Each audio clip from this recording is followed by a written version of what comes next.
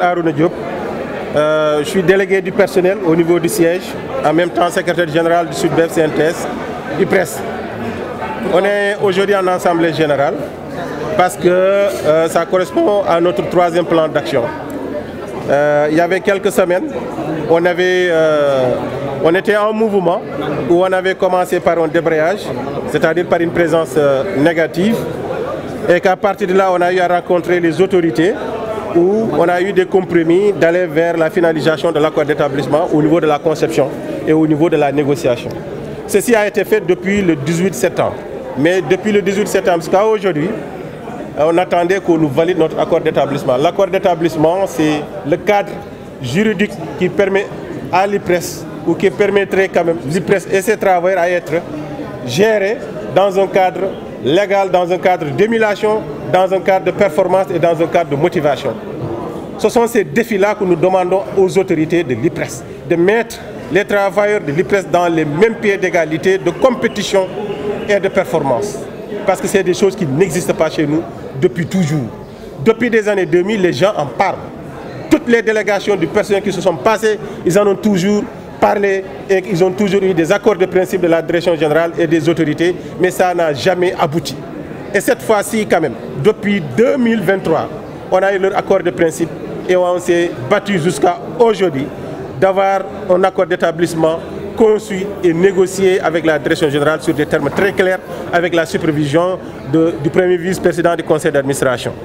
Maintenant, ce qu'on ne comprend pas, que dans le processus, il y avait toutes les parties. Il y avait nous les travailleurs, il y avait la direction générale qui gère au quotidien l'institution, mais il y avait aussi un représentant du conseil d'administration. Malheureusement, on nous dit encore qu'il faut qu'il y ait un conseil d'administration pour le valider. Mais comme on est en crise sociale, dans un mouvement de grève, nous pensons que c'est aussi important que le conseil d'administration se réunisse en urgence pour statuer sur ça. Malheureusement, toujours, on nous dit qu'il faut attendre au prochain conseil d'administration pour qu'on statue sur l'accord d'établissement. Et pour nous, c'est inadmissible, parce qu'on est en différents collectifs depuis plus d'1 an. Et ils savent bel et bien que si on n'applique pas l'accord, ou qu'on ne valide pas l'accord d'établissement, on ne va pas jeter notre mot d'ordre à terre. C'est pourquoi on continue de se battre.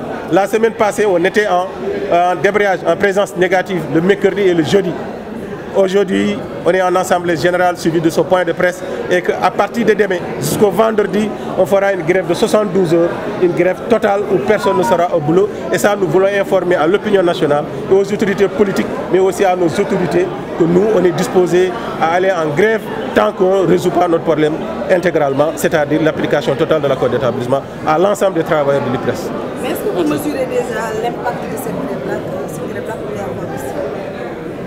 Je pense qu'on a été toujours responsable, c'est pourquoi on n'a jamais voulu aller en grève. Moi, je suis délégué depuis 2019, mais depuis 2019, on n'a jamais allé en grève parce que nous pensons qu'on gère une frange très sensible. Mais à l'impossible, nul n'est tenu. On a essayé de jouer avec eux dans une attitude de responsable, mais au finish, on est arrivé à un moment où on ne peut plus rester là où on était dans le cadre de nos mouvements. Et nous pensons que la seule chose qu'il faut faire, c'est d'aller en grève. Et je pense qu'ils sont assez responsables qu'avant qu'on aille en grève à partir des mai, peut-être qu'ils vont régler le problème. Nous espérons. Avec l'absence de cet accord, quelles sont les conséquences? Vous savez, l'accord d'établissement, c'est un accord très important. Nous sommes dans une convention collective des banques, mais nous ne sommes pas une banque. Nous avons nos particularités, nos spécificités. Donc l'accord d'établissement, c'est quelque chose qui est permis dans la législation du pays. Pour prendre en charge nos particularités, on a essayé de mettre en place un cadre juridique complémentaire qui permettra aux gens de prendre nos particularités. Et ça nous permettrait aujourd'hui, aux gens de l'IPRES, d'avoir des plans de carrière bien définis. Aujourd'hui, personne ne sait où il va. Vous êtes à votre poste aujourd'hui, mais rien ne vous dit, malgré votre performance, malgré votre assiduité, malgré tout ce que vous pouvez avoir comme notation à la fin de l'année, rien ne vous garantit que d'ici 1 an ou 2 ans, vous allez gagner, combien vous allez gagner en salaire ou combien vous serez en grade. Ça n'existe pas chez nous. Et qu'aujourd'hui, on constate qu'il y a des gens qui ont fait. Aujourd'hui, il y a quelqu'un qui a fait 27 ans à l'IPRES, il est toujours au même poste avec le même salaire. Vous pensez qu'au niveau social, au niveau professionnel, c'est quelque chose d'admissible? Non. Pour nous, c'est inadmissible. Et je pense aussi qu'au niveau national, les gens, il faut qu'ils le comprennent. Wow, El Hadji Issa Sow, délégué du personnel, jóge ba agence Pikine. waaw tey li ñu fi dajale muy assemblée générale benn mot d'ordre moom mooy grève bi ñu décrété 72 heures war a tàmbali suba. lu tax mooy yàgg na ñu taxaw di xeex pour lu ñuy tuddee accord d'établissement. accord d'établissement boobu dina permettre travailleurs yëpp ñu yem mën a liggéey ku ci nekk boo waree avancer nga avancer loolu la ñuy xeex. sumb nañu ay waxtaan ak kilifa yi fekk nañ fi ñi ñu jiitu depuis 2000 ñuy xeex accord boobu depuis ñu ñëw ñun délégation bi ñu jël li nga xam ne mooy accord boobu def ko priorité parce que jàpp nañ ne tey loolu rek moo mën a indi stabilité ci biir institution bi. parce que on a dit IPRES tout le monde y gagne travailleurs yi dañu sonn parce que munoo toog nga ñëw duggee 4e catégorie wala 6e catégorie wala classe nga def 10 ans 15 ans voire 20 ans avancé woo jàpp naa ne jamono bi dafa naqari te loolu su amee li ngay duggee comme ni ko coordonnateur waxee léegi nga koy am ci sa gafaka soo demee ba def fukki at dootoo ko am parce que dafa am ay engagement yoo xam ne dafa lay dab moo tax ñu ne ñun dañuy xeex pour li nga xam ne mooy outil de travail d'abord.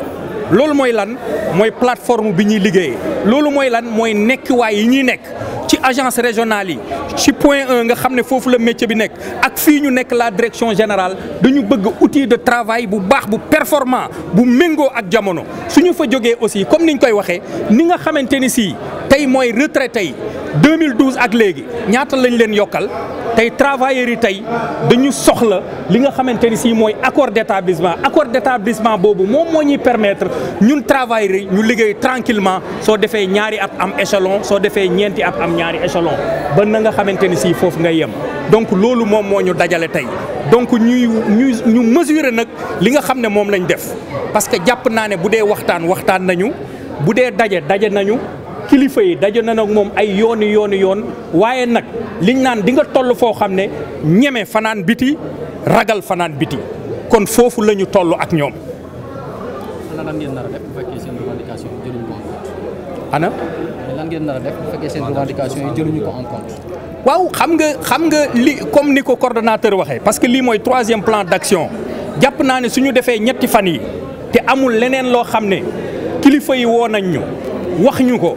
kon dina am beneen 4e plan d'action te yaakaar naa ne ñun ñoo bokk institution bi parce que amaana sax ñu nekk ci conseil d'administration bi wala la direction générale dinañ dem bàyyi fi agent yi parce que ñun mesurer nañu su responsabilité biñ ci am donc ñu ngi woo kilifa yëpp muy kilifa réew mi muy le conseil d'administration muy la direction générale vraiment le ministre de tutelle ñu mën a toog régler problème bi ñu signer nag un pacte social boo xam ne dina dem ci ñetti at boo xam ne vraiment kër gi outil de travail rek la ñuy wax li nga xam ne moom mooy accord d'établissement ñu féete boor donc loolu la ñuy ñaan kilifa yëpp te ñun foofu la ñu taxaw ubbi nañu nag suñuy buntu heure bu ñu ñëwee dinañu ñëw waxtaan parce que boobu ba tey ñu ngi waxtaan mais dafa toll ni nag nit dina toll foo xam ne li ngay moom muy droit de grève da nga koy jël